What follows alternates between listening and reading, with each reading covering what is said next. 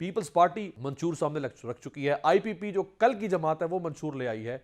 आपका मंशूर कहाँ है सर? इंशाल्लाह 27 जनवरी को हमारा मंशूर आ जाएगा। हमारे मंशूर के ऊपर हमने बड़ा एक्सटेंसिव काम किया है और ये नहीं था कि हमने कंप्लीट तो तकरीबन आप समझ लें मिड ऑफ दिसंबर कर लिया था इसको, लेकिन फिर एक डेटा पोर्टल बना के हमने आवाम से भी सिफारिशात ली हैं इसके ऊपर, फिर उनको फर्दर इसके अंदर इंटीग्रेट किया गया और फिर तमाम नंबर्स को हमने सैनिटी चेक किया है ताकि जो वादे किए जा रहे हैं वो पूरे किए जाएं, तो इसलिए इसमें टाइम लगा।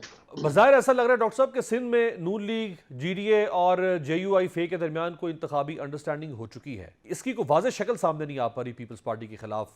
नून लीग कहाँ है इस वक्त सिंध और कराची में? कराची में तो अपने कैंडिडेट्स हमने फील्ड किए हैं ज़्यादातर सीट्स के ऊपर। सिंध इंटीरियर के अंदर जो है आप कह सकते हैं कि हमारे इतने कैंडिडेट्स नहीं हैं, और जो आपने कहा कि 51 सीटें जिन पे कैंडिडेट नहीं खड़े किए वो ज़्यादातर इलाका इंटीरियर सिंध का ही है। लेकिन मैं आपको कुछ बुनियादी असूल बता दूं, जिसके बाद मेजोरिटी होगी उसकी मेजोरिटी को जो है वो रिस्पेक्ट की जाएगी। मुल्क के अंदर इस्तेहकाम भी तभी आएगा तब तमाम मुख्तलिफ पॉलिटिकल पार्टीज एक दूसरे के साथ काम कर सकेंगी। आप कह रहे हैं कि मेजोरिटी को आप रिस्पेक्ट करेंगे। अगर सिंगल लार्जेस्ट पार्टी के तौर पे हाइपोथेटिकली अगर सिंगल लार्जेस्ट पार्टी के तौर पे नून लीग सामने आती है, लेकिन आसिफ अली जरदारी साहब बाकी जमातों को साथ मिलाकर मेजोरिटी क्लेम कर लेते हैं, तो आप एक्सेप्ट करेंगे फिर उन्हें? जाहिर है कोई अगर number of national assembly seat जो है वो पूरी कर सकता है तो फिर उसका राइट है वो हुकूमत बना ले, लेकिन जाहिर है ये तो अब पाकिस्तान के अवाम पे डिपेंडेंट है कि वो निकल के हमें इंशाल्लाह 8 फरवरी को वोट देंगे और उनके वोट से फिर इंशाल्लाह हुकूमत बनेगी। इस इलेक्शन में डॉक्टर साहब एक नया फैक्टर 2 करोड़ 26 लाख से जायद वो वोटर्स हैं जो पहली मरतबा अपना हक राय दही इस्तेमाल करेंगे। अमूमी तौर पे तासुर यह है कि नौजवान है, उनका ज्यादातर झुकाव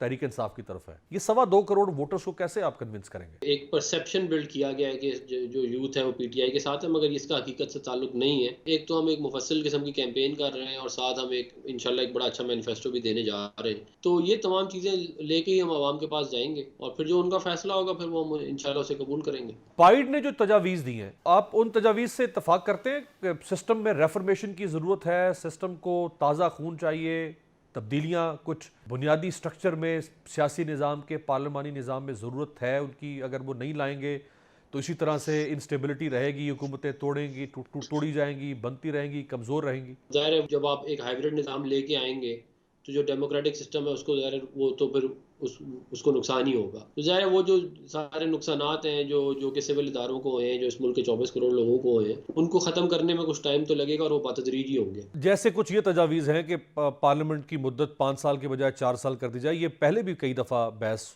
होती रही है, क्योंकि हमारे यहाँ सियासी जमातें ख़ास तौर पर जो अपोजिशन में होती हैं उनमें इतनी अदम बर्दाश्त है कि वो हुकूमत को ठहरने नहीं देती। मुल्क जो है वो किसी निज़ाम के तहत चलते हैं और वो निज़ाम जो है वो उसको अगर आप बार बार झटके लगाएं तो वो कोई डिलीवर नहीं कर पाता। तो हमें अपने अंदर जो है वो बर्दाश्त जो है वो पैदा करनी चाहिए, अभी ये मुल्क आगे चलेगा, वरना फिर जूडो कराटे चलती रही है, पहले भी आपको पता ही है।